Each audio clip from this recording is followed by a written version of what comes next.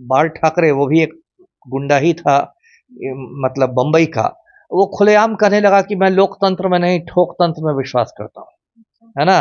मतलब पकड़ के पीट देना है। भाजपा का सांसद है रमेश बिधूड़ी, अभी हफ्ता 10 दिन पहले लोकसभा में उसने बहुत गंदी गंदी गालियां दी। बहुजन समाज पार्टी के एमपी हैं कुंवर दानिश अली, लोकसभा स्पीकर ने भी बस उनको चेतावनी देके छोड़ दिया रमेश बिधूड़ी को, जबकि कायदे से ऐसे गालीबाज सांसद को सत्र के लिए निलंबित करना चाहिए था या निष्कासित भी करना चाहिए था। आनंद मोहन ये तो पुराना गुंडा मवाली है, सदा याफ्ता खूनी है। ये कहता है कि मैं रहता तो इसकी जीभ खींचकर आसन की ओर फेंक देता। बताइए ये कौन सी भाषा है? इधर कोई राघवेंद्र प्रताप सिंह है, भाजपा विधायक, वो कह रहे हैं कि गर्दन काट के हथेली में दे देता। कोई कुछ कर रहा है, कोई कुछ कर रहा है। तो इस तरह से मतलब इन्होंने इतना स्तर गिरा दिया, जैसे गांव देहातों में होता है चापाकल पर। आनंद मोहन ये सोचता है कि हम बोल लेंगे कि जीभ काट के मैं फेंक देता मनोज त्यागी। आनंद मोहन ने ऐसा यदि कहा तो आनंद मोहन को कहीं ना कहीं लगता है कि ऐसा मैं कहूंगा तो मेरे जो सपोर्टर्स हैं उनके बीच में हीरो बन जाऊंगा। क्या रे, उन्होंने तो ऐसा कह दिया, वो तो शेरे बिहार है। नमस्कार, बहुत स्वागत है आपका लाइव बिहार में। मैं आपके साथ रूपम। देखिए, एक तरफ कहा जा रहा है कि भारत हमारा विश्व गुरु बनने के कगार पे है, एक अलग रास्ता इख्तियार कर रहा है, अब वह विश्व गुरु बनेगा। लेकिन दूसरी तरफ अगर हम देखें तो भाई हमारे संसद में ऐसे ऐसे लोग जो हैं वहां पे जा रहे हैं जहां पे अमर्यादित भाषा का उपयोग कर रहे हैं, कोई को किसी के भी ऊपर कटाक्ष कस रहे हैं और वो भी गाली बककर।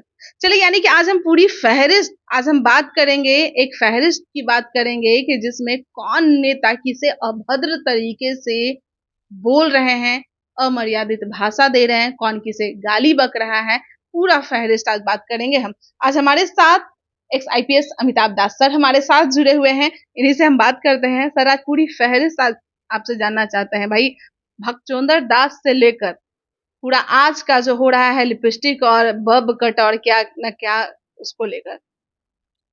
देखिए फहरिस्त तो इतनी लंबी बन जाएगी कि हो सकता है आपका इंटरव्यू 1-2 घंटे तक चले। फहरिस्त तो बन ही जाएगी। देखिए बहुत दुर्भाग्यपूर्ण है। मैं आपको इस एक मतलब ये विश्लेषण करता हूँ, ये प्रवृत्ति कब शुरू हुई।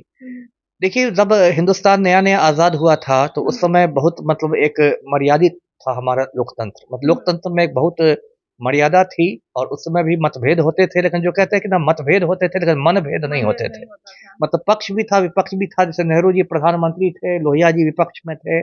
गरमा-गरम बहसें होती थी, बहुत गरमा-गरम बहसें होती थी, लेकिन कभी भी कोई अपशब्द किसी को नहीं बुलाता था। क्वालिफिकेशन भी सबका बहुत जबरदस्त हाँ, था। नेहरू जी जैसे मतलब जो विद्वान थे वो प्रधानमंत्री थे, लोहिया जैसे पढ़े-लिखे व्यक्ति विपक्ष में थे और एक बहुत ही उस समय के आप संसद में जो भाषण दिए गए हैं, कभी उसको पढ़ के देखिए, उनका रिकॉर्ड देखिए तो आपका मतलब एकदम गर्व से आपका सीना चौड़ा हो जाएगा कि ये भारत के जनतंत्र का मुकाम था। उसके बाद देखिए ये जो गाली-गलौज वाली परंपरा है ना, ये कब शुरू हुई? ये मुझे लगता है 1980 के दशक में शुरू हुई और इसको शुरू करने के पीछे ये जो संघ परिवार वाले लोग हैं ना, आरएसएस, बीजेपी, विश्व हिंदू परिषद, बजरंग दल वगैरह-वगैरह, इन लोग का हाथ था।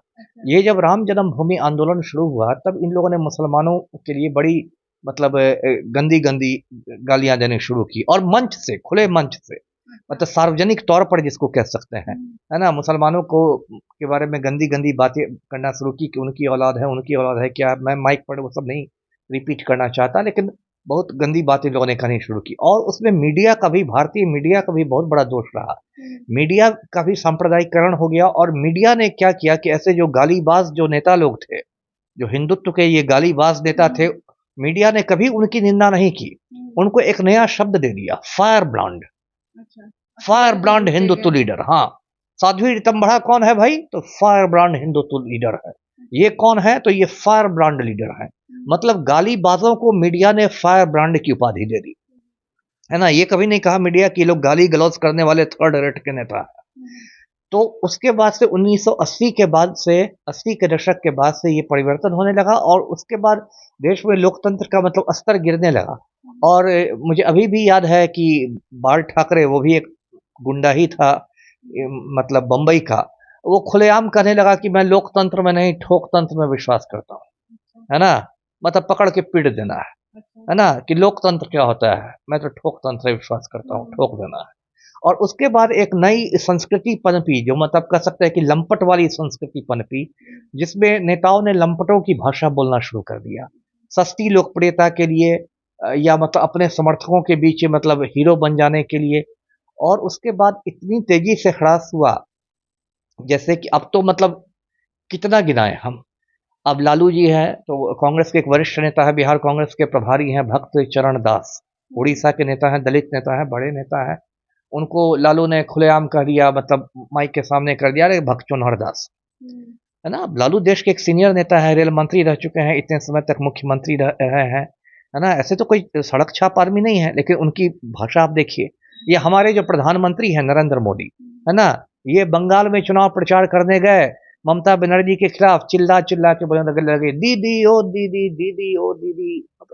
आप प्रधानमंत्री हैं देश के और आप एक सड़क छाप आदमी की तरह आप कमेंट मार रहे हैं, दीदी ओ दीदी कर रहे हैं।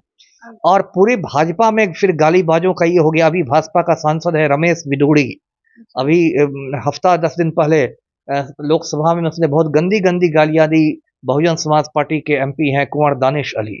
कुंवर दानिश अली को रमेश बिधूड़ी ने बहुत गंदी गंदी गालियां दी, ऐसी गालियां दी जो अभी मैं माइक पर दोहरा नहीं सकता। और वहां पर सब पूरे हिंदुस्तान ने देखा कि जो पूर्व केंद्रीय मंत्री रविशंकर प्रसाद और डॉक्टर हर्षवर्धन, ये दोनों दांत निपोड़ के हंसते रहे। और लोकसभा स्पीकर ने भी बस उनको चेतावनी देके छोड़ दिया रमेश बिधूड़ी को, जबकि कायदे से ऐसे गालीबाज सांसद को सत्र के लिए निलंबित करना चाहिए था या निष्कासित भी करना चाहिए था, लेकिन सिर्फ उनको चेतावनी देके छोड़ दिया गया। ये क्या मतलब हुआ कि मैं तुम गाली देते रहो मैं चेतावनी देते रहूंगा, तुम गाली देते रहो मैं चेतावनी देते रहूंगा। और अब तक पार्टी ने भी उनके खिलाफ अनुशासन की कोई कार्रवाई नहीं की। इसका मतलब कहीं ना कहीं नरेंद्र मोदी की सहमति से ये गालियां दी जा रही है, हम तो यही मानेंगे ना। उसके बाद अब बिहार के संदर्भ में यदि आप आइए तो लालू की बात तो मैंने पहले कही, बिहार के संदर्भ में भी देखिए, अभी जो मनोज झा ने तो कविता पाठ की, उसके बाद जो विवाद खड़ा हुआ है, तो ये आनंद मोहन, ये तो पुराना गुंडा मवाली है, सदा याफ्ता खूनी है। ये कहता है कि मैं रहता तो इसकी जीभ खींचकर आसन की ओर फेंक देता। बताइए ये कौन सी भाषा है। इधर कोई राघवेंद्र प्रताप सिंह है भाजपा विधायक, वो कह रहे हैं कि गर्दन काट के हथेली में दे देता। कोई कुछ कर रहा है, कोई कुछ कर रहा है। तो इस तरह से मतलब इन्होंने इतना स्तर गिरा दिया, जैसे गांव देहातों में होता है चापाकल पर, है ना, दो महिलाएं जब लड़ती हैं तो आप देखती होंगी कि किस तरह से वो लड़ती हैं और किस तरह से वो एक दूसरे का चरित्र चित्रण करती हैं, और वो उसका नाम किसी उस मर्द से जोड़ती है, वो उसका नाम उस मर्द से जोड़ती है, वो उसके पति पर लांछन लगाती है, उसके पति पर लांछन लगाती है।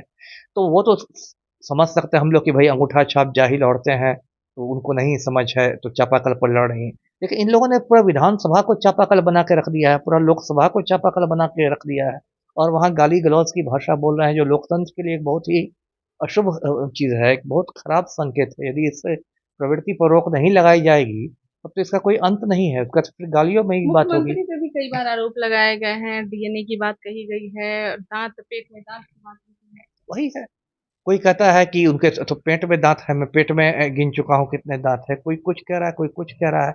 वही मैंने कहा है कि इसका कोई अंत नहीं है। सभी लोग एक दूसरे को यहाँ पर गालियां देने में मतलब आगे हैं। और एक और मतलब गलत जो एक प्रवृत्ति हुई है कि लोग गाली देके ही लोग हीरो बन रहे हैं। यदि कोई गाली देता है तो उसका जो मतलब जनाधार है उसमें उसकी निंदा नहीं होती है। वो लोग और कहेंगे अरे ये तो शेरे बिहार है, उसने तो उसको ऐसे कह दिया, उसने तो वो कह दिया, अरे क्या कह दिया। गाली देने से आप कोई बहादुर थोड़ी हो जाते हैं। दुनिया की इतनी बड़ी बड़ी लड़ाइयाँ लड़ी गई हैं, तो कोई गाली देके यानी हमारे ये कहने का मतलब है कि बिहार की राजनीति हो या देश की राजनीति हो, काफी नीचे की ओर, बहुत इसका स्तर नीचे बहुत जा रहा नीचे है। स्तर पर चली गई है। आखिर ये हो क्यों रहा है? क्या देखिए सब शिक्षा न होने नहीं की नहीं वजह सब से कुछ हो हो रहा है। रहा देखिए सस्ती लोकप्रियता के चक्कर में हो रहा है, है? सस्ती लोकप्रियता के चक्कर में लोगों को लगता है कि एक शॉर्टकट हो गया है, हम गाली देके मतलब सस्ती लोकप्रियता प्राप्त करते हैं। यदि आनंद मोहन ये सोचता है कि हम बोल लेंगे कि जीभ काट के मैं फेंक देता मनोज झा को, आनंद मोहन ने ऐसा यदि कहा, तो आनंद मोहन को कहीं ना कहीं लगता है कि ऐसा मैं कहूंगा तो मेरे जो सपोर्टर्स हैं उनके बीच में हीरो बन जाऊंगा, क्या रे उन्होंने तो ऐसा कह दिया, वो तो शेरे बिहार है। तो ये एक सस्ती लोकप्रियता का रास्ता हो गया है, एक शॉर्टकट का रास्ता हो गया है, ये गाली गलौज करना। और इसी शॉर्टकट के चक्कर में इस तरह की अमर्यादित बातें हो रही है, असंसदीय बातें हो रही हैं। और ये मतलब रोग सिर्फ बिहार तक सीमित नहीं है, पूरा कश्मीर से कन्याकुमारी तक का एक राष्ट्रीय महामारी आप इसको कह सकते हैं। जी बहुत बहुत धन्यवाद सर। तो अमिताभ दत्त सर हमारे साथ जुड़े हुए थे और इन्होंने एक पूरी फहरिस्त बता दी है भाई कि कौन नेता किन्हें क्या बोले, किन्होंने गाली दिया, किन्होंने अभद्र बातें कही, ये पूरा लाइन बता रहे हैं और साथ ही साथ इन्होंने यह भी कहा कि आखिर इसका राजनीतिक स्तर आखिर गिर क्यों रहा है। सस्ती लोकप्रियता की वजह से लोगों को ऐसा लगता है कि हम जितना ही गाली देंगे, जितना ही अभद्र बोलेंगे, उतना ही ज़्यादा मेरा टीआरपी बढ़ेगा, मतलब उतना ही ज़्यादा लोग मुझे प्रिय मानेंगे, उतना ही लोग मुझे फॉलो करेगा और इसकी वजह से हमारा राजनीतिक जो है वो स्तर उसका गिरते जा रहा है।